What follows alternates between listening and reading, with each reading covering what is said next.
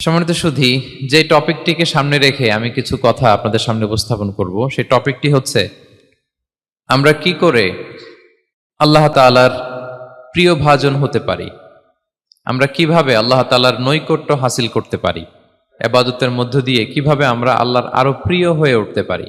এই টপিকটা নিয়ে আমরা কিছু কথা শুনবো ইনশাআল্লাহ। তার আগে আপনারা বলুন যে আমরা সবাই আল্লাহ তাআলার প্রিয় হতে চাই কি চাই না? সবাই আল্লাহর প্রিয় হতে চান? তো আমরা সবাই একমত হলাম যে আমরা আল্লাহর কাছে যেতে চাই, কিন্তু কাছে যাব কি করে? তাকে তো আমরা দেখি না। আল্লাহকে দেখা যায়? দেখেছেন কেউ কখনো? আওয়াজ করে বলেন, আল্লাহকে দেখেছেন কেউ? তো যাকে দেখি না তাকে কাছে যাব কি করে? একজনকে চিনলেই না তার কাছে যাওয়া যায়, কি বলেন? আল্লাহকে দেখা যায় না। আল্লাহ বলেন, লা তুদরিকুহুল আবসার ওয়া হুয়া ইউদরিকুল আবসার ওয়া হুয়াল লতীফুল খবীর। পৃথিবীর কোনো চোখ আমাকে দেখে না, কিন্তু আমি সব চোখগুলোকে দেখি। তিনি দৃষ্টির আয়ত্তে নন, দৃষ্টি তার আয়ত্তে। তিনি দৃষ্টির আয়ত্তে নন, বরং দৃষ্টিগুলো তার আয়ত্তে। তাকে দেখা যায় না, কিন্তু আল্লাহ তাআলাকে দেখা না গেলেও তাকে অনুভব করা যায় কি যায় না? আল্লাহ তাআলা বলেন, তোমার অনুভূতি দিয়ে তুমি বুঝবে যে আমি তোমার বড্ড কাছে। যে আয়াত দিয়ে আমি শুরু করেছি, আল্লাহ তাআলা বলছেন, ওয়া ইযা সাআলাকা ইবাদি আন্নী ফাইন্নী করিব। নবী হে, আমার বান্দারা যখন আমার ব্যাপারে জিজ্ঞেস করে আপনি বলুন ফাইন্নী করিব, আমি খুব কাছে। আল্লাহ কি দূরে না কাছে? সবাই বলুন, দূরে না কাছে?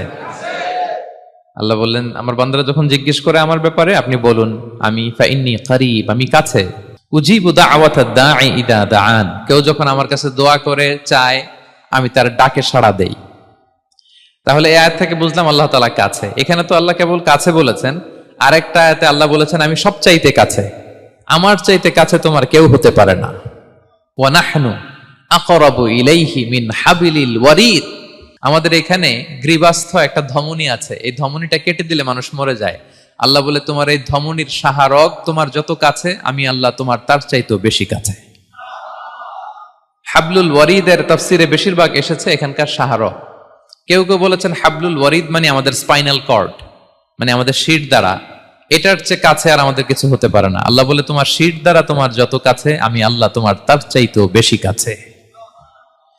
তাহলে বুঝতে পারলাম, যদিও আল্লাহ তাআলাকে দেখা যায় না, কিন্তু তাকে অনুভব করা যায়। আর তিনি বলেছেন তিনি কাছে, ডাকলেই তিনি ডাকে সাড়া দেন। আমরা চাইলেই তার কাছে যেতে পারি। তো আমরা কিভাবে আল্লাহর কাছে যাব, নৈকট্যপ্রাপ্ত বান্দা হব, এটা নিয়ে আমরা কিছু আলোকপাত করবো ইনশাআল্লাহ। আল্লাহ তাআলা পবিত্র কালামুল্লাহ মাজিদে আমাদেরকে জানিয়ে দিয়েছেন কিভাবে আমরা তার আরো কাছে যেতে পারি। এই ফর্মুলাটা কি?